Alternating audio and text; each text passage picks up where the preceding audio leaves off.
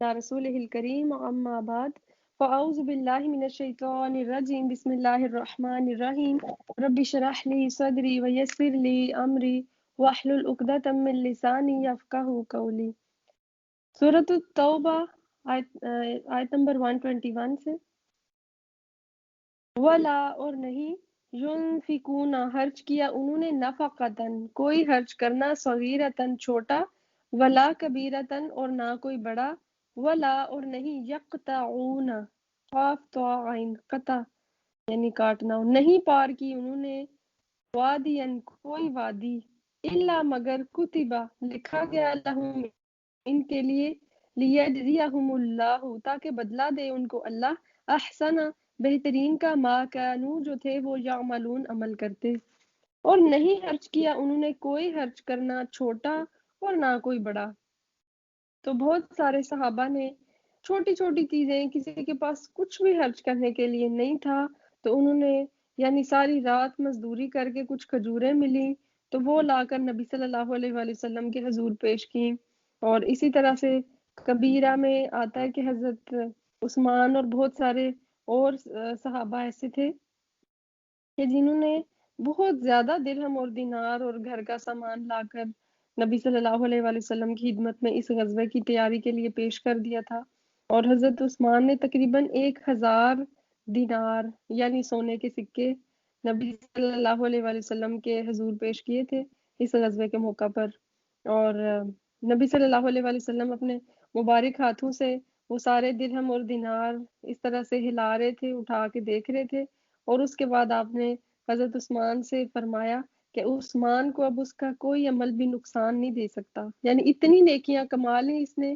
گویا اس کی جنت تو کنفرم ہو گئی اب اس کو کوئی عمل نقصان نہ دے گا تو ولا ينفقون نفقة صغيرة ولا كبيرة اور نہیں خرچ کیا انہوں نے خرچ کرنا چھوٹا یا بڑا ہر ایک کا اپنی استطاعت کے مطابق جتنا ہو سکا ولا يقطعون واديا الا كتب لهم جو انہوں نے ایفرٹ کی اللہ کی رضا کے لیے اور غزوہ تبوک کے موقع پر لیجزیہم اللہ احسن ما کانوا یعملون اللہ تعالی اس ہر عمل کا بدلہ ان کو عطا کرے گا کوئی بھی عمل ان کا ضائع نہ ہونے پائے گا یعنی کوئی چھوٹی سی ایفرٹ ہوتا ہے نا کبھی کبھار ہم بالکل چھوٹی سی چیز اللہ کی راہ میں خرچ کرتے ہیں کبھی بہت بڑی کبھی ہم بہت دور سے چل کر آتے ہیں دین کا علم سیکھنے کے لیے اور کبھی مطلب گھر بیٹھے ہی ہم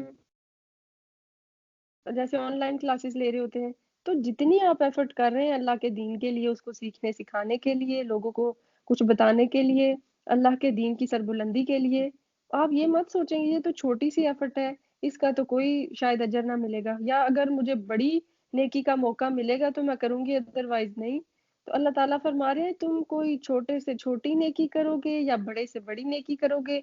تم کسی وادی میں یعنی وہ جو سفر تھا کوئی لمبا سفر تھا کوئی چھوٹا سفر تھا غزوہ کے موقع پر کوئی جو تکلیف تم نے صحیح اپنے پیرنٹس کو چھوڑ کر اپنے بچوں کو چھوڑ کر میدان جنگ میں جو تم نے ٹائم گزارا اس ہر عمل کے بدلے میں تمہیں اچھا مطلب بدلہ دیا جائے گا وما كان المؤمنون اور نہیں ہے مناسب کے مومن لینفروا کہ ضرور وہ نکلے کافہ سارے کے سارے یہ مناسب نہیں کہ سارے کے سارے نکل جائیں فلولا پھر کیوں نہ نفرا نکلی من کلی ہر گروہ سے فرقتن منہم ان میں سے ایک جماعت طائفتن ایک جماعت لیتفقہوا فقاف ہا اس کا روٹ ہے فقہ کہتے ہیں گہری سمجھ بوجھ کو اور قرآن کیا اور سنت کا جو علم ہوتا ہے اور جس میں گہرا تدبر انسان حاصل کر لیتا ہے اس کو فقہ کہا جاتا ہے جس کو ہم غلط بولتے ہیں اور ہم کہتے ہیں فقہ فلاں فقہ پڑھ رہا ہے تو فقہ نہیں ہوتا ورڈ فقہ ہوتا ہے جس کا مطلب ہے گہری سوجھ بوجھ پھر دین میں وَلِيُنذِرُوا نون زال را اس کا روٹ ہے اور تاکہ وہ خبردار کرے قومہم اپنی قوم کو اذا جب رجعوا وہ لوٹیں الیہم ان کی طرف لعلہم تاکہ وہ یحذرون وہ بچیں حاضال را اس کا روٹ ہے اور نہیں ہے مناسب کہ مومن ضرور نکلے سارے کے سارے پھر کیوں نہ نکلی ایک جماعت ان میں سے، تاکہ وہ سمجھ بوجھ پیدا کریں دین میں، اور تاکہ وہ خبردار کریں اپنی قوم کو جب وہ لوٹیں ان کی طرف، تاکہ وہ بچیں۔ تو بعض مفسرین کے نزدیک اس کا تعلق بھی حکم جہاد سے ہے، اور مطلب یہ ہے کہ پچھلی آیات میں جب پیچھے رہنے والوں کے لیے سخت وعید اور ان کو ڈانٹ پلائی گئی تو صحابہ کرام بڑے کیئرفل ہو گئے، اور جب بھی جہاد کا موقع آتا تو سب کے سب اس میں شریک ہونے کی کوشش کرتے۔ تو آیت میں انہیں حکم دیا گیا کہ ہر جہاد اس ٹائپ کا نہیں ہوتا کہ جس میں ہر شخص کی شرکت ضروری ہو، جیسا کہ تبوک میں ضروری تھا، یعنی تبوک میں تو ہر ایک کو نکلنے کا حکم دے دیا گیا۔ تو ادروائز کیا ہے، یعنی باقی جنگوں کے موقع پر ایک گروہ ہی کی شرکت کافی ہے، اور پھر جو باقی لوگ ہیں وہ کیا کریں، لیتفقہوا، سارے لوگ اگر میدان جنگ میں چلے جائیں گے تو جو پیچھے لوگ رہ گئے ہیں ان کی سوجھ بوجھ اور سمجھ کا کیا ہوگا، کیونکہ اسلام دیکھیں ابھی تو ہمارے بچے، ہماری آل اولاد جو آگے پیدا ہو رہی ہے ان کو پتہ یہی ہم مسلمانوں کے گھر میں پیدا ہو رہے ہیں، یہی ہمارے گھر کا رکھ رکھا ہوا ہے، وہ ساری چیزیں مطلب وہ اڈاپٹ کر لیتے ہیں۔ تو جب اب اس ٹائم پر یعنی جب نیا نیا اسلام آیا تھا اور اس کی پاور ہر سو مطلب پھیل رہی تھی، تو جو لوگ ایمان قبول کرنے والے تھے، جیسے ہم پیچھے پڑھ چکے تھے کہ دیہاتی اور بدوی لوگ بھی تھے کہ جو زیادہ سوجھ بوجھ فہم و فراست نہیں رکھتے تھے، تو اب ان کے لیے انتظام کیا جانا تو بہت ضروری تھا کہ کوئی ایسی جماعت ہو کہ جو ان کو دین کا علم سکھائے، کیونکہ آبادیوں کی آبادیاں فوج در فوج اسلام میں شامل ہونے لگیں، تو جن کے اندر مطلب کم لوگ ایسے تھے کہ جو اسلام کو اس کے تمام تقاضوں کے ساتھ سوجھ بوجھ کے مطابق اس پر ایمان لاتے، ورنہ میجورٹی ایسے مطلب سیلاب میں جیسے بہہ جاتی ہے نا ہر چیز، تو بس سارے لوگ اسلام قبول کر رہے ہیں تو غیر شعوری طور پر بس اسی رو میں لوگ بہہ کے تو اسلام قبول کرنے لگے۔ تو جو نو مسلم آبادی کا یہ تیز رفتار پھیلاؤ ہے، یہ بظاہر تو اسلام کے لیے بڑا پاورفل تھا، بہت اچھی چیز تھی، لیکن اسلام کی تعداد تو بڑھ رہی تھی، لیکن فی الحقیقت اسلامی نظام کے لیے ایسی آبادی کسی کام کی نہ تھی، بلکہ الٹی نقصان دہ تھی کہ جو شعور اسلام سے بالکل خالی ہو اور اس نظام کے اخلاقی مطالبات پورے کرنے کے لیے بھی تیار نہ ہو۔ تو یہ نقصان غزوہ تبوک کی تیاری کے موقع پر کھل کر سامنے آ گیا تھا، اس لیے عین وقت پر اللہ تعالیٰ نے ہدایت دی کہ تحریک اسلامی کی یہ توسیع جس رفتار کے ساتھ ہو رہی ہے اسی کے مطابق اس کے استحکام کی تدبیر بھی ہونی چاہیے، اور وہ یہ ہے کہ ہر حصہ آبادی میں سے چند لوگوں کو لے کر تعلیم اور تربیت دی جائے، پھر وہ اپنے اپنے علاقوں میں واپس جا کر عوام کی تعلیم و تربیت کا فرض انجام دیں، یہاں تک کہ مسلمانوں کی پوری آبادی میں اسلام کا شعور اور حدود اللہ کا علم پھیل جائے۔ تو یعنی ایسا نہیں ہے کہ آپ ساری چیزوں کو پیچھے چھوڑ کر اب جہاد کی کال آئی ہے تو صرف سب کے سب جہاد ہی کو بڑا کام سمجھے۔ ایک جماعت ایسی ہونی چاہیے کہ جو فرنٹ لائن پر جہاد کر رہی ہے، اور جو دوسرا ایک گروہ ہے وہ جس طرح سے اسلام کا ویسے دفاع کرنا ضروری ہے دشمن سے، تو یہ جو علمی میدان ہے اس میں بھی آگے آنا اتنا ہی امپورٹنٹ ہے۔ اگر ہمارے نالج نہیں ہوگا، علم نہیں ہوگا، پھر بھی تو ہم مطلب اپنی جذبات کی رو میں بہ جائیں گے اور اپنی خواہشات کے پیچھے چل کر اپنا نقصان کر بیٹھیں گے۔ تو اس لیے فرمایا گیا کہ کل فرقۃ منہم طائفۃ لیتفقہوا فی الدین، ایک گروہ ایسا ہونا چاہیے کہ جو ہر وقت سیکھنے سکھانے کا کام کر رہا ہو۔ جس طرح جہاد کرنا ضروری ہے اسلام کی سربلندی کے لیے، اپنی جان قربان کرنا ضروری ہے، اسی طرح اپنی صلاحیتوں کو قربان کر کے اپنے علم کو حاصل کرنا اور پھر دوسروں تک پھیلانا، یہ بھی عین جہاد ہے۔ ہم لوگ یہ سمجھتے ہیں کہ تلوار کے ساتھ تو جہاد کی بہت اہمیت ہے، اس میں اگر کوئی مطلب انتقال کر جاتا ہے تو وہ شہید ہوتا ہے اور اس کا اتنا زیادہ اجر ہے۔ تو اگر کوئی دین کے راستے پہ چل رہا ہے، تو اگر کوئی علم حاصل کرنے کے راستے پر چل رہا ہے تو حدیث میں آتا ہے کہ اللہ تعالیٰ اس کو جنت کے راستے پر چلائے گا۔ اور پھر یہ کہ ہر جگہ تو یہ پاسبل نہیں ہو سکتا کہ ٹیچرز جائیں اور جا کر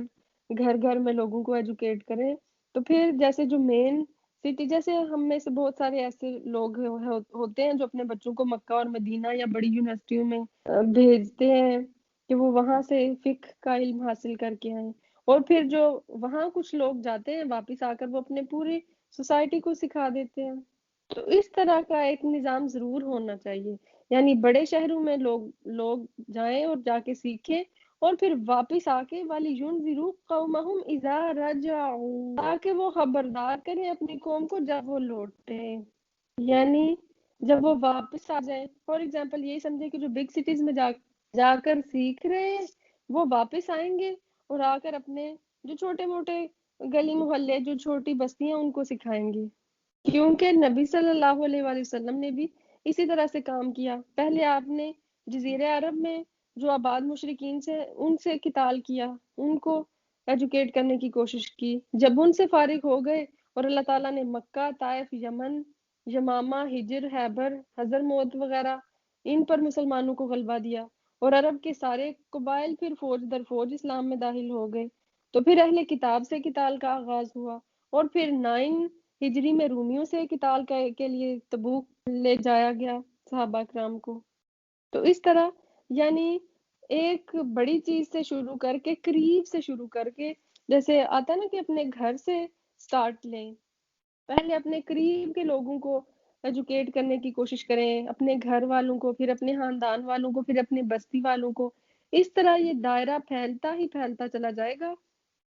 تو پھر پوری ورلڈ میں جا کر اسلام کا ڈنکا بجے گا۔ اگر ہم یہ سوچیں کہ بس جو لوگ جہاد کر رہے ہیں وہ کر رہے ہیں، اس چیز کی کوئی امپورٹنس نہیں ہے، تو اس کی بہت زیادہ اہمیت ہے۔ علم کا طلب کرنا تو ہر مسلمان اور مرد اور عورت پر فرض قرار دیا گیا ہے، اور یہ وہ رستہ ہے کہ جو جنت کی طرف لے کے جاتا ہے۔ جب تک کوئی علم کی طلب کے لیے نکلتا ہے تو وہ اللہ کی راہ میں کنسیڈر کیا جاتا ہے، اس کو بھی اسی طرح سے اجر ملتا ہے کہ جیسے کسی اور مجاہد کو مل رہا ہوتا ہے۔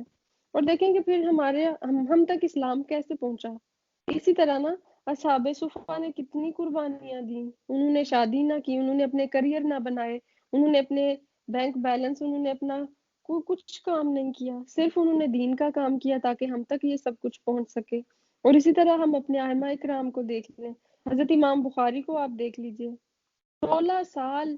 انہوں نے اپنے گھر سے اور اپنے گھر والوں سے جدائی برداشت کی، صرف علم حاصل کرنے کے لیے، اور اس 16 سال میں وہ کبھی چھٹیوں پر بھی نہیں گئے،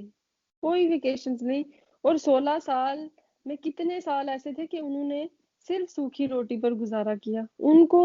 سال گزر گئے کہ انہوں نے کوئی سالن یا کوئی ایسی چیز، کوئی گریوی، کوئی ایسا اچار، کوئی ایسی جیم وغیرہ ان کے پاس نہیں تھا کہ جس کے ساتھ وہ روٹی کھا لیا کرتے، لیکن انہوں نے یہ ساری تکلیفیں کیوں برداشت کی؟ لِيَتَفَقَّهُوا فِي الدِّينِ، تاکہ وہ دین میں سمجھ بوجھ حاصل کر سکیں۔ تو یہ ہمارے اوپر فرض ہے، یہ ہمیں کرنا ہی کرنا ہے۔ اور پھر جتنا ہم نے خود سیکھ لیا، بَلِّغُوا عَنِّی وَلَوْ آیَہ، مجھ سے چاہے ایک آیت بھی سنو تو اس کو آگے پہنچاؤ، یعنی نالج کا ڈیلیور کرنا بھی بہت ضروری ہے۔ یا ایھا الذین آمنو، اے لوگو جو ایمان لائے ہو، قاتلوا الذین، جنگ کرو ان لوگوں سے، یلونکم، جو قریب ہیں تمہارے، من الکفار، کفار میں سے، ولیجدوا، اور چاہیے کہ وہ پائیں فیکم، تم میں، غلظہ، سختی۔ اے لوگو جو ایمان لائے ہو، جنگ کرو ان لوگوں سے جو قریب ہیں تمہارے، یعنی جو پاس ہیں، پہلے جو دشمنی کر رہے ہیں اسلام کے ساتھ، پہلے تو قریب کے لوگوں کو سمجھایا جائے اور ان کے ساتھ جہاد کیا جائے، اور پھر اسی طرح پھیلتا چلا جائے گا وہ جہاد کا سرکل، اور پھر وَلْيَجِدُوا فِيكُمْ غِلْظَةً، تمہیں ان کے ساتھ سختی کرنی ہے، جیسے وہ سورۃ الفتح میں بھی آتا ہے نا کہ اشداء علی الکفار رحماء بینہم، صحابہ کی بیان کی گئی تھی کہ وہ کفار پر بہت سخت ہے، اور پھر اسی طرح سورۃ المائدہ میں بھی آتا ہے کہ اذلۃ علی المؤمنین عزۃ علی الکافرین، تو اتنا رعب اور دبدبہ ہونا چاہیے، اور ایسے تیار رہو کہ دشمن کے دل میں تمہاری دھاک بیٹھ جائے، وہ تم سے ڈرے،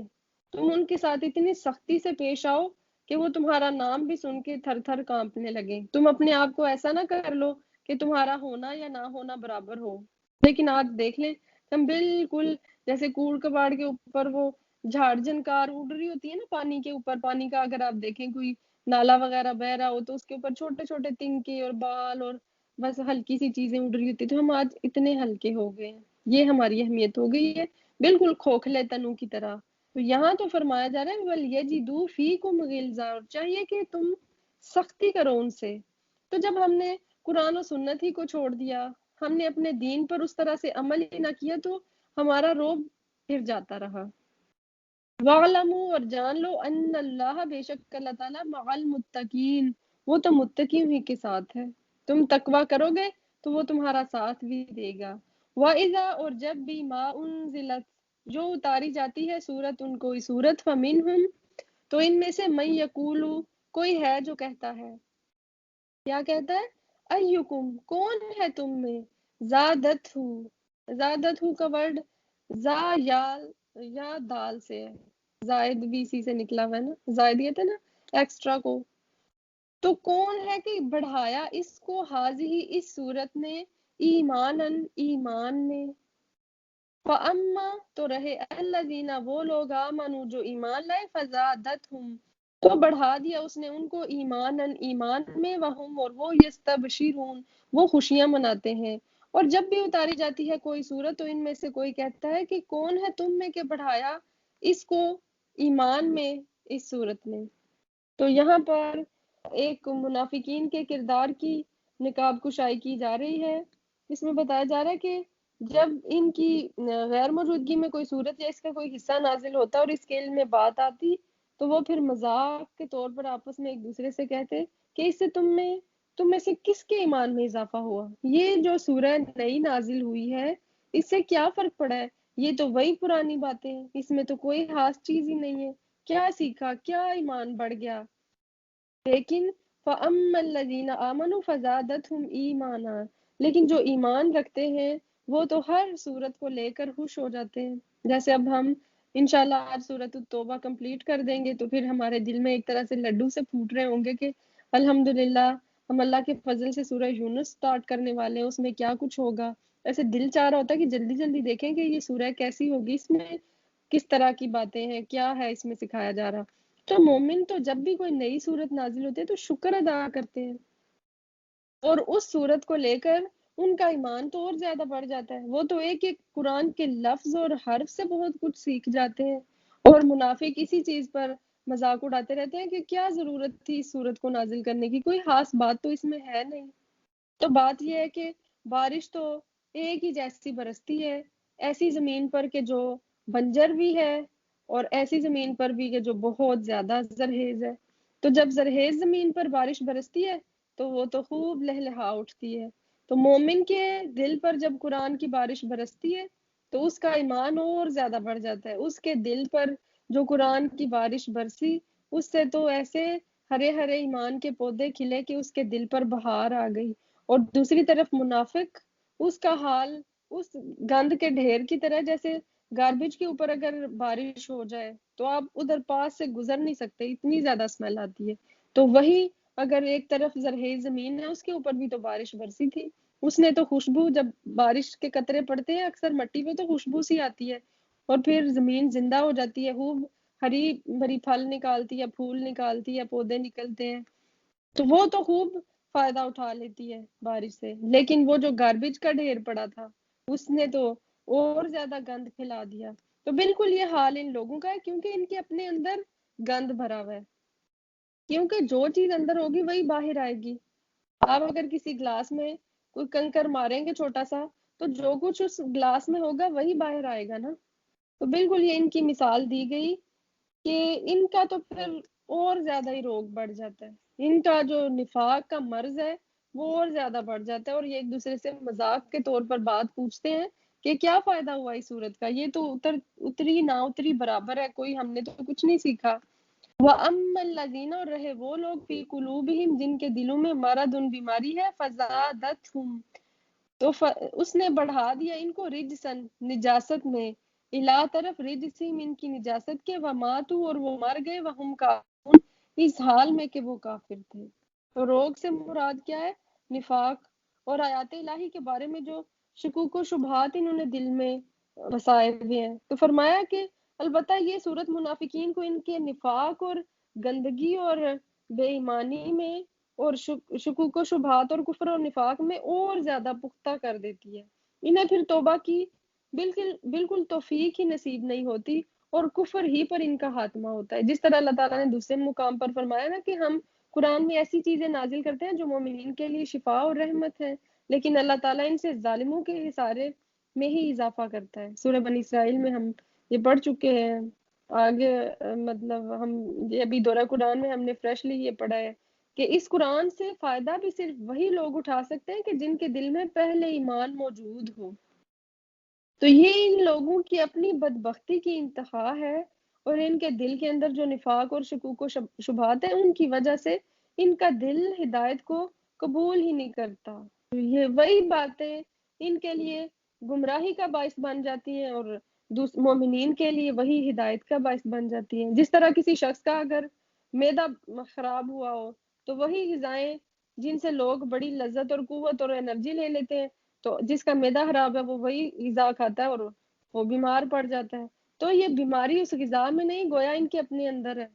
ان کا اپنا معدہ خراب ہے، ان کے اپنے دل میں مسئلہ ہے نفاق کی بیماری اور شکوک و شبہات کی وجہ سے کہ اب یہ اڈاپٹ ہی نہیں کر سکتے ہدایت کو۔ وَإِذَا اور جب بھی ما انزلت اتاری جاتی ہے سورت ان کوئی سورت نظرہ دیکھتے ہیں بعضهم ان میں سے بعض الی بعض بعض کی طرف، یعنی ان کی موجودگی میں جب سورت نازل ہوتی جس میں منافقین اور یعنی ایسے لوگوں کے بارے میں ان کی شرارتوں اور سازشوں کی طرف اشارہ ہوتا، تو پھر یہ دیکھ کر کہ مسلمان انہیں دیکھ تو نہیں رہے، خاموشی سے کھسک جاتے اور ایک دوسرے کو دیکھتے۔ حل یراکم کیا دیکھتا ہے تم کو، من احد کوئی ایک، ثم انصرفوا وہ منہ پھیر جاتا ہے، صرف اللہ پھیر دیا اللہ نے قلوبہم ان کے دلوں کو، بینہم بوجہ اس کے کہ بے شک وہ قوم ایسے لوگ ہیں لا یفقہون جو بالکل سمجھ بوجھ سے کام نہیں لیتے۔ تو یعنی جب بھی کوئی صورت نازل ہوتی اور اس میں منافقین کی نشانیاں بتائی جاتی ہیں، ان کی سازشوں کی طرف، ان کی پلاننگ اور ان کی شرارتوں کی طرف اشارہ کیا جاتا، تو یہ ایک دوسرے کو کن اکھیوں سے دیکھتے ہیں اور پھر یہ بھی دیکھتے کہ کوئی ہمیں نوٹس تو نہیں کر رہا، کوئی ہمیں دیکھ تو نہیں رہا، تو اس طرح وہ وہاں سے خاموشی سے کھسک جاتے ہیں۔ یعنی ان آیات الہی میں غور و تدبر نہ کرنے کی وجہ سے اللہ تعالیٰ نے ان کے دلوں کو بالکل خیر اور ہدایت سے پھیر دیا۔ صرف اللہ قلوبہم اللہ نے ان کے دلوں پر اب مہر لگا دی، اب یہ ہدایت کو قبول ہی نہیں کرتے۔ لقد البتہ تحقیق جاءکم آیا تمہارے پاس رسول ایک رسول من انفسکم تمہارے اپنے نفسوں میں سے، تمہارے ہی قوم قبیلے میں سے، تمہاری ہی نسل میں سے، تمہاری ہی جنس میں سے، انسانوں ہی میں سے، عزیز گراں ہے علیہ اس پر ما عنتم وہ چیز جو تمہیں ضرر پہنچاتی ہے۔ یہ نبی صلی اللہ علیہ وآلہ وسلم کی کوالٹیز بیان کی جا رہی ہیں کہ وہ مومنین کے لیے اتنے زیادہ حریص ہیں ان کے فائدے کے کہ ہر وہ چیز کہ جو مومنین کو، مسلمانوں کو، انسانوں کو نقصان پہنچائے وہ آپ پر بڑی شوق گزرتی ہے، آپ پر گراں گزرتی ہے، اور حریص علیکم حریص ہے تمہارے بارے میں، بالمؤمنین مومنوں پر، رؤوف الرحیم ان پر تو شفقت کرنے والے اور مہربان ہیں۔ تو یعنی آپ صلی اللہ علیہ وآلہ وسلم بڑے ہی اچھے اخلاق پر فائز ہیں، شفقت کرنے والے اور مہربان ہیں، اور آپ بہت زیادہ فائدہ چاہتے ہیں، انسانوں کا دنیاوی اور اخروی دونوں فائدے کی آپ حریص ہیں۔ جیسے خود حدیث میں نبی صلی اللہ علیہ وآلہ وسلم نے فرمایا کہ میں تمہیں تمہاری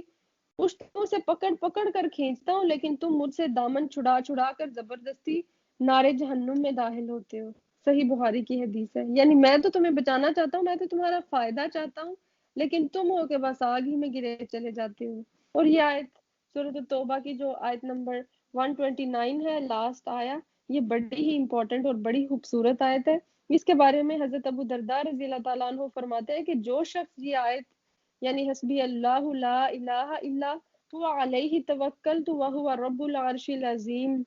یہ صبح اور شام 7 مرتبہ پڑھ لے گا، اللہ تعالیٰ اس کے لیے فکر اور مشکلات سے خلاصی دے دے گا، فکر اور مشکلیں اس کی زندگی سے نکل جائیں گی، اللہ تعالیٰ اس کو ہر فکر اور ہر مشکل سے آزاد کر دے گا، اس کے لیے کافی ہو جائے گا۔ اور یہ سنن نبی داؤد کی حدیث ہے، اس میں کوئی شک و شبہ کی گنجائش نہیں ہے تو اس لیے صبح و شام کے اذکار میں بھی یہ موجود ہے. سورۃ التوبہ کی آیت نمبر 129 یعنی لاسٹ آیا، حسبی اللہ لا الہ الا ہوا علیہ توکلت وہو رب العرش العظیم. اس کو ہائی لائٹ بھی کر لیں اور اس کو کہیں لکھ کے اپنے گھر میں سامنے لگا دیں تاکہ باقی فیملی ممبرز کو بھی یاد ہو جائے. اور صبح و شام یعنی فجر کی نماز کے بعد 7 دفعہ اور عصر کی نماز کے بعد یعنی مغرب کی اذان سے 20 منٹ پہلے بھی اس کو پڑھا جائے گا تو فائدہ کیا ہوگا؟ ہر مشکل بھی آسان ہو جائے گی اور ہر فکر سے بھی نجات مل جائے گی اور اس کو اللہ تعالیٰ ہی کافی ہو جائے گا. ترجمہ دیکھ لیتے ہیں. فَإِن پھر اگر تولوا وہ منہ موڑے فقل تو آپ کہہ دیجئے حسبی اللہ کافی ہے مجھ کو اللہ، مجھے اور کسی چیز کی پرواہ نہیں ہے. لا الہ الا ہو نہیں کوئی الہ مگر وہی، علیہ توکلت اسی پر میں نے بھروسہ کیا، وہو رب العرش العظیم وہ عرش عظیم کا مالک ہے. جو اتنا بڑا رب ہے تو اس کے آگے میری مشکل کیا مشکل. حسبی اللہ مجھے کسی بھی مشکل کسی بھی پریشانی میں اللہ ہی پر بھروسہ کرنا ہے، میرے لیے اللہ تعالیٰ ہی کافی ہے. تو اللہ کرے کہ ہمیں اللہ تعالیٰ اتنا اپنی ذات پر بھروسہ دے دے کہ ہم ہر فکر اور مشکل سے آزاد ہو جائیں اور اللہ تعالیٰ ہمارے لیے کافی ہو جائے. تو الحمدللہ یہاں پر سورۃ التوبہ اینڈ ہوتی ہے اور ہم نے دیکھا کہ سورۃ التوبہ میں بار بار توبہ کا ذکر کیا گیا. اس میں نبی صلی اللہ علیہ وآلہ وسلم اور جو صحابہ اکرام ہیں ان کی توبہ کا ذکر کیا گیا، پھر وہ لوگ جو جہاد سے پیچھے رہ گئے ان کا، اور جو سٹارٹ ہم نے سورۃ التوبہ کا دیکھا تھا اس میں منافقین اور بلکہ مشرکین کو بھی ایک چانس دیا گیا تھا کہ اب بھی تمہارے پاس ٹائم ہے، اگر تم توبہ کر کے رجوع اللہ کر لو، اللہ کی طرف واپس لوٹ آؤ تو تمہارے لیے دروازے کھلے ہیں. تو یہ آیت یہ جو سورہ ہے یہ ایک طرح سے ہوپ دلاتی ہے انسان کو کہ کچھ بھی گناہ ہو گئے، کیا کچھ ہو گیا، لیکن توبہ کا دروازہ کھلا ہے جب تک کہ جان نرخرے میں نہ اٹک جائے اور جب تک سورج مغرب سے طلوع نہ ہو جائے. تو اس ٹائم کے آنے کا ہمیں کوئی پتہ نہیں، تو اس لیے ہم ہر روز 70 سے 100 مرتبہ نبی صلی اللہ علیہ وآلہ وسلم کی سنت کے مطابق ضرور توبہ کیا کریں. اور یہ جو دعا ہے اس کو بھی اپنی دعاؤں میں ضرور شامل کر لیں، لکھ کر بھی لگائیں، زبانی یاد کریں اور صبح اور شام 7 مرتبہ اس کو پڑھنا نہ بھولیں. وآخر دعوانا ان الحمد للہ رب العالمین.